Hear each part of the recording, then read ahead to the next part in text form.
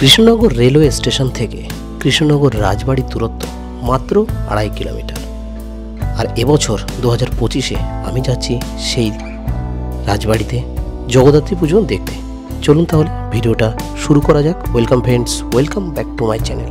একটা নতুন ভিডিওতে আপনাদের সকলকে জানাই স্বাগতম।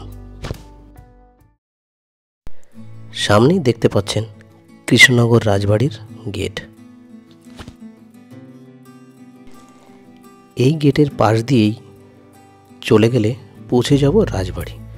দেখুন, চলে এসেছি রাজবাড়ির একদম সামনে। চলুন আস্তে আস্তে ভেতরে যাব এবারে।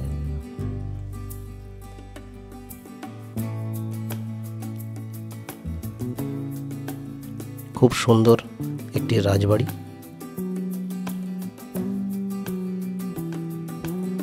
বহু মানুষ আসছেন এই রাজবাড়িতে জগদ্ধাত্রী পুজো দেখতে। আমি একটু রাজবাড়ির চারপাশটা দেখব যে কেমন।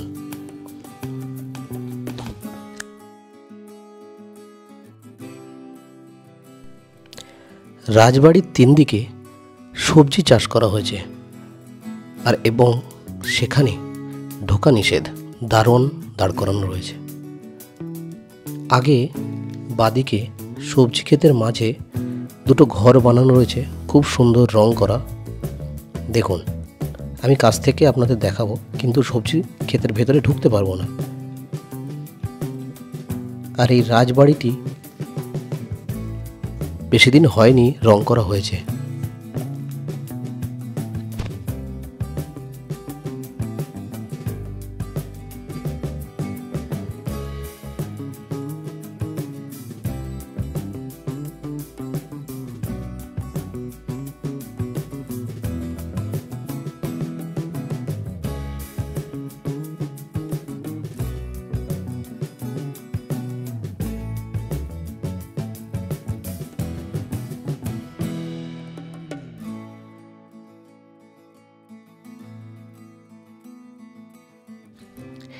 এবার আস্তে আস্তে রাজবাড়ির ভেতরে যাব, যেখানে জগদ্ধাত্রী পুজো হচ্ছে।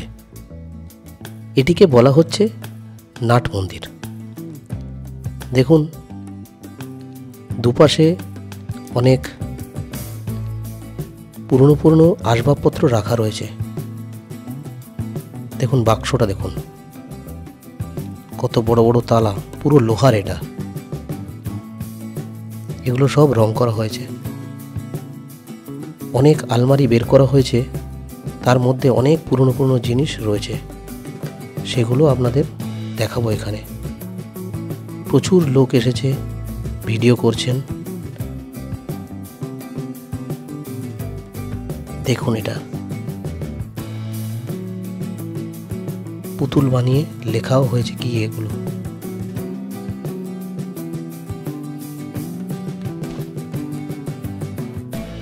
এখানে ছোট ছোট অনেক সিংহাসন রাখা রয়েছে, এগুলো লোহার তৈরি। সবাই মন্দিরে প্রবেশ করছে।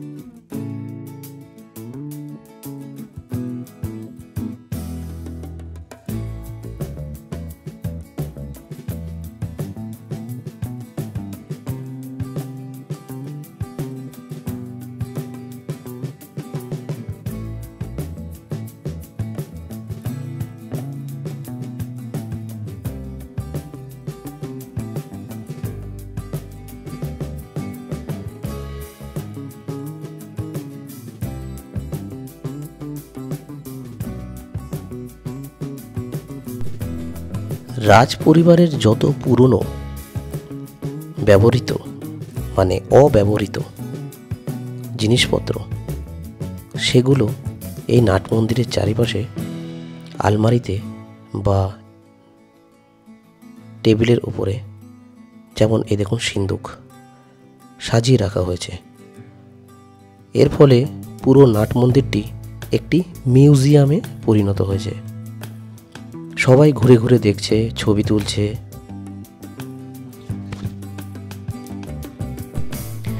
জগদ্ধাত্রী পূজা হলো কৃষ্ণনগরের প্রধান উৎসব।